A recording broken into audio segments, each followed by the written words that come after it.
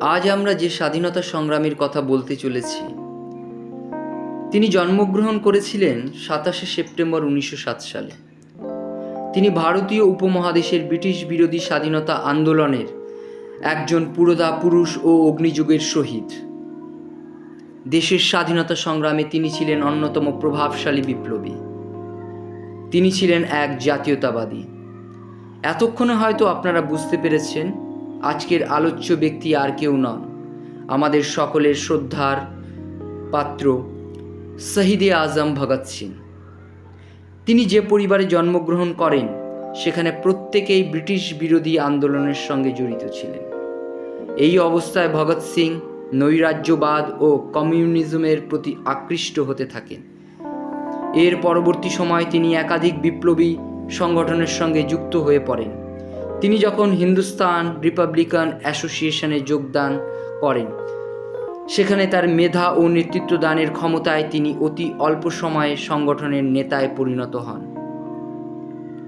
অপরদিকে আমাদের দেশের স্বাধীনতার পারদ বৃদ্ধি পাচ্ছিল অন্যান্য বিপ্লবীদের হাতে।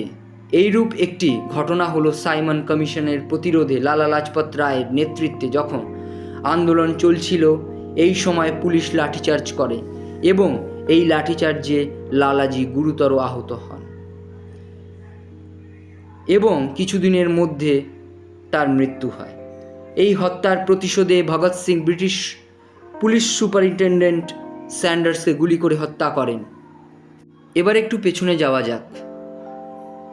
তারিখটি ছিল 13ই এপ্রিল 1919, যেদিন ছিল প্রত্যেক ভারতবাসীর কাছে দুঃখের দিন। কারণ এই দিনেই ইংরেজরা যে নারকীয় ঘটনা ঘটিয়েছিলেন, সেটি জালিয়ানওয়ালা বাগ হত্যাকাণ্ড নামে ইতিহাসের পাতায় কুখ্যাত ঘটনা হয়েও অখ্যাত অবস্থায় রয়েছে। এই ঘটনার পরের দিন যখন বালক ভগৎ সিং সেখানে পৌঁছেছিলেন এবং একটি পাত্রে রক্তে রাঙা মাটি তুলে রাখছিলেন, সেদিন কেউ জানতো না যে আজ যে বালক ভারতবাসীর রক্তে রাঙা মাটি সংগ্রহ করছে, কিছুকাল পরে গোটা ব্রিটিশ সাম্রাজ্য তার আত্মবলিদানে সন্ত্রস্ত হবে আর তার কাছে নত স্বীকার করবে। স্যান্ডার্সকে হত্যার পর গোটা লাহোর প্রথমবারের জন্য প্রকৃত অর্থে ভগৎ সিংকে জানল এবং ভারতবর্ষ পেয়েছিল ব্রিটিশের বিরুদ্ধে একটি জ্বলন্ত আগুনের গোলা। ব্রিটিশরা এই ঘটনার পর যখন তাদের ধরার জন্য চারিদিকে তন্ন তন্ন করে খুঁজে বেড়াচ্ছিলেন, এমন সময় তার দুই বন্ধু রাজগুরু ও সুখদেবকে নিয়ে অ্যাসেম্বলিতে বোমা নিক্ষেপ করেন ইংরেজদের সচেতন করার জন্য। কিন্তু ইংরেজরা ভাবলেন যে ভগৎ সিং তাদের মারার জন্য বোমা নিক্ষেপ করেছে। এই ঘটনার পরিপ্রেক্ষিতে তাকে আটক করা হয় এবং শাস্তিরূপে ফাঁসি দেওয়া রায় ঘোষণা করা হয়। তারিখটি নির্ধারণ করা হয় 24শে মার্চ 1931। কিন্তু জেলের মধ্যে থেকেও তার আবেগে ভাসছিলেন গোটা ভারতবাসী।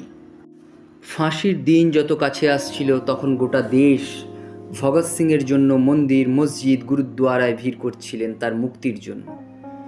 এইরূপ অবস্থায় ইংরেজরা ভগৎ সিংয়ের জন্য ভারতবাসীদের ভালোবাসা দেখে ভয়ে কাঁপছিলেন এবং এরই পরিপ্রেক্ষিতে তার ফাঁসির তারিখ 24শে মার্চের বদলে 23শে মার্চ নির্ধারণ করা হয়।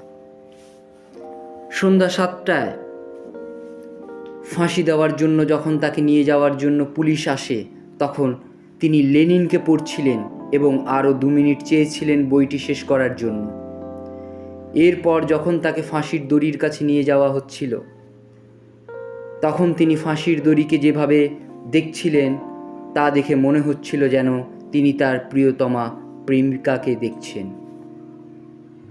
তার ফাঁসির খবর যখন গোটা ভারতবর্ষে ছড়িয়ে পড়েছিল, তখন স্বাধীনতার একটি নতুন অধ্যায় শুরু হলো। এটি ছিল সম্পূর্ণ স্বাধীনতা, যা আমরা না নিয়ে ছাড়ব না।